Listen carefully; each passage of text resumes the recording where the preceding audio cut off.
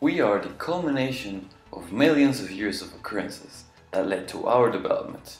Life evolved to be what we know today, but it all came down to a common ancestor, the first form of life itself.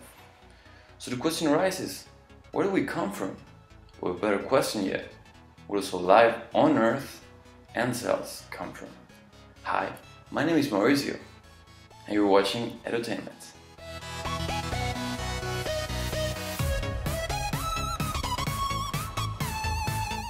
For centuries, scientists and philosophers alike had tried to predict where we come from and what we are made of.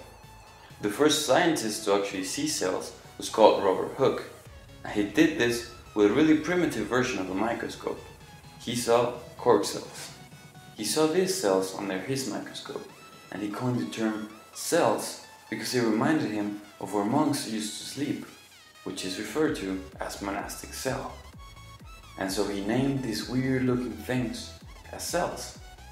As time goes by, scientists learn more and more about these mysterious and amazing organisms.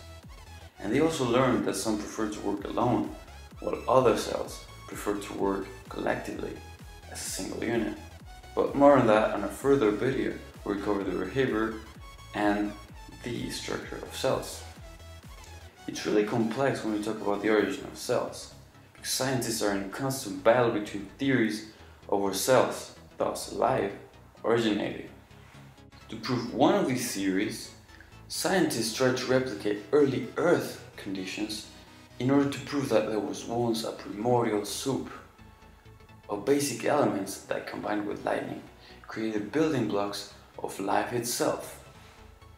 This was the case of Milley-Urey's experiment, which consisted on adding gases such as methane, ammonia, and hydrogen, in between others, into a large glass flask.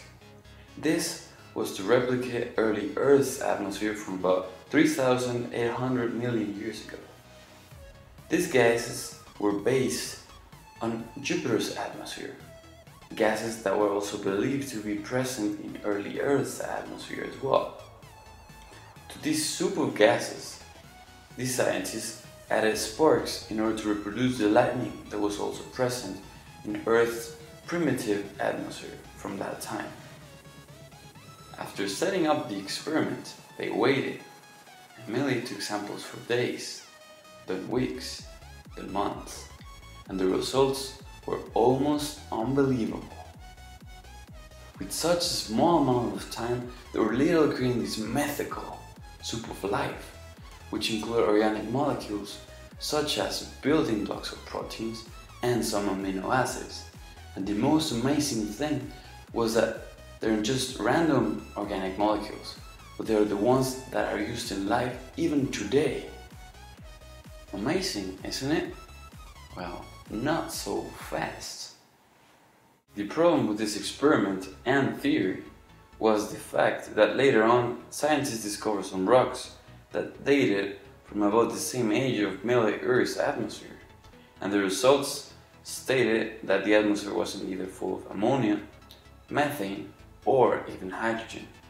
Instead, it was full of carbon dioxide and nitrogen, and the result of the same experiment with these other gases wasn't quite as promising. In fact, it was really disappointing. This is where comments come in to save the day. We'll cover that on part 2 of this video. Alright guys, we reached the end of part 1 of the origin and history of cells. I really hope you enjoyed, and see you on part 2.